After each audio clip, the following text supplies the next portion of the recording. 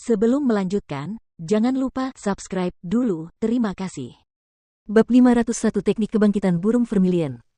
Sial, lelaki tua mengerikan itu tidak pergi begitu saja, dia bahkan datang ke tempat ini. Dengan kekuatannya, dia pasti bisa mendapatkan keuntungan besar di makam kaisar ini. Jika dia mengambil semuanya, bukankah perjalanan kita ke sini akan sia-sia?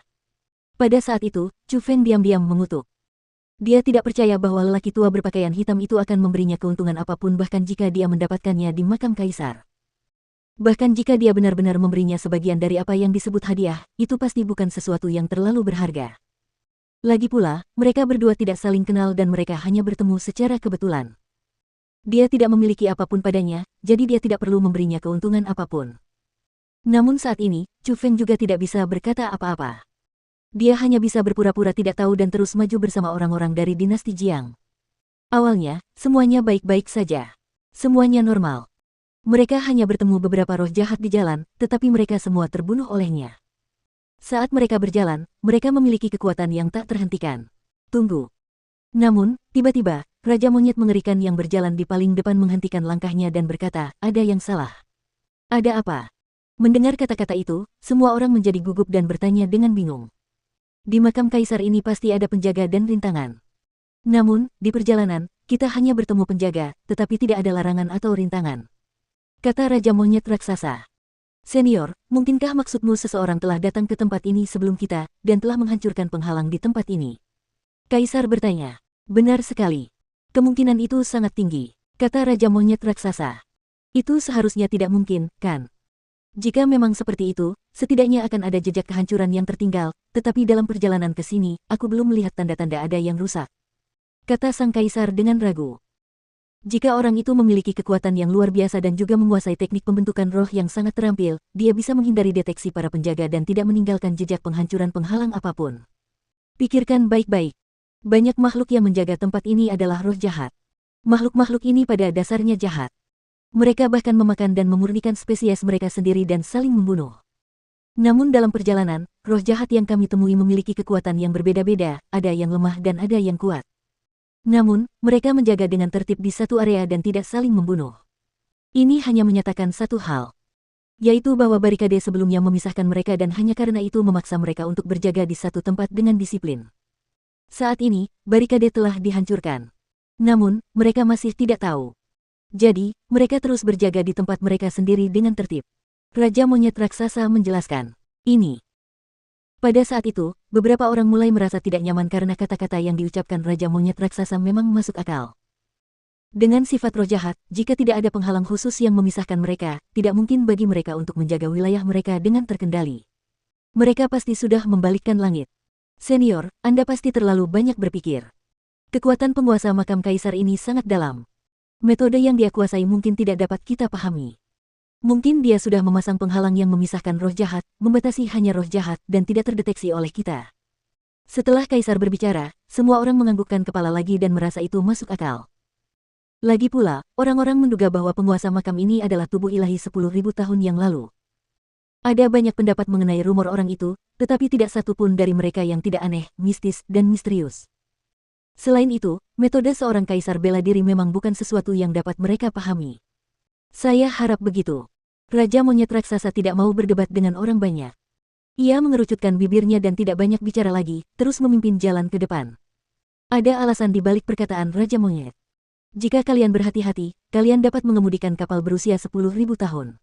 Semuanya, lebih baik berhati-hati sedikit. Tepat pada saat itu, leluhur tua dinasti itu berbicara. Setelah dia berbicara, semua orang menganggukkan kepala. Bagaimanapun, tidak peduli apakah itu kekuatan atau jabatan, orang itu lebih unggul dari mereka.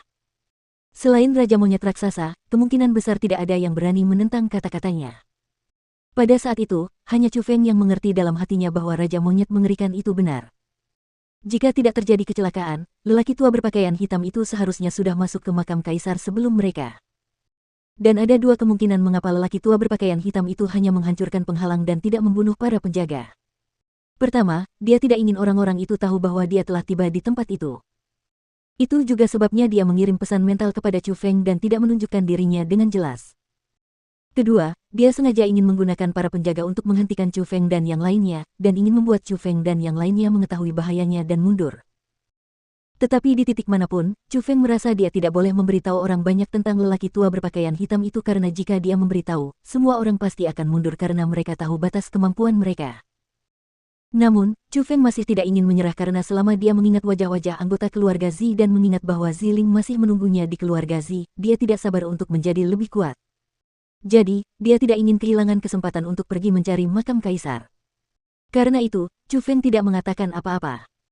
Seolah-olah dia tidak ada hubungannya dengan apapun, dia melangkah maju bersama orang banyak, tetapi selain para penjaga yang semakin kuat, tidak ada keuntungan apapun. Baru setelah mereka berjalan hati-hati sejauh 100 mil di makam kaisar yang luas dan seakan tak berujung, perubahan baik muncul di hadapan mereka. Di depan Chu Feng dan yang lainnya, sebuah bangunan megah muncul. Bangunan itu adalah patung burung besar yang aneh. Penampilannya seperti burung merak, tetapi lebih indah daripada burung merak. Lebih sombong. Dan di pintu masuk bangunan aneh dan megah itu, tertulis keahlian rahasia, teknik kebangkitan burung vermilion. Hanya menunggu takdir. Keterampilan rahasia.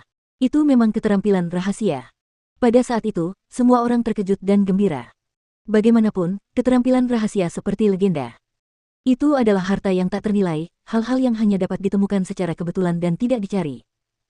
Namun, meskipun semua orang sangat bersemangat dan tak henti-hentinya meneteskan air liur untuk teknik rahasia, tidak seorang pun berani melangkah masuk tanpa izin. Mereka tanpa sadar mengarahkan pandangan mereka ke arah Chu Feng dan leluhur tua dinasti yang berada di sebelahnya. Itu karena semua orang tahu bahwa jika keterampilan rahasia akan memilih salah satu dari mereka, orang yang memiliki peluang terbesar adalah Chu Feng. Bagaimanapun, saat ini dia telah mendapatkan persetujuan dari dua keterampilan rahasia. Selain itu, di gerbang bangunan aneh namun istimewa itu, sudah sangat jelas disebutkan bahwa bangunan itu hanya menunggu takdir, dan jelas, Chu Feng adalah orang yang ditakdirkan itu. Kalian semua, tetaplah di sini. Aku akan masuk bersama Chu Feng. Leluhur tua dari dinasti itu berbicara. Tidak. Aku akan menemani saudaraku. Namun, Raja Monyet Raksasa langsung menolak. Raja Kera, hanya kami berdua yang merupakan spiritualis dunia jubah ungu di sini. Satu orang harus tetap tinggal, dan satu orang akan masuk. Jika sesuatu yang tidak terduga benar-benar terjadi, setidaknya akan ada satu orang yang dapat membawa semua orang kembali dengan selamat. Dan dalam hal kultivasi, aku masih sedikit lebih kuat darimu. Jika benar-benar ada bahaya di dalam, aku yakin aku akan mampu mengatasinya lebih baik darimu. Itu akan menjadi lapisan perlindungan lainnya. Leluhur tua dinasti itu tampaknya tahu apa yang dikhawatirkan Raja Monyet mengerikan, jadi dia berbicara untuk menjelaskannya.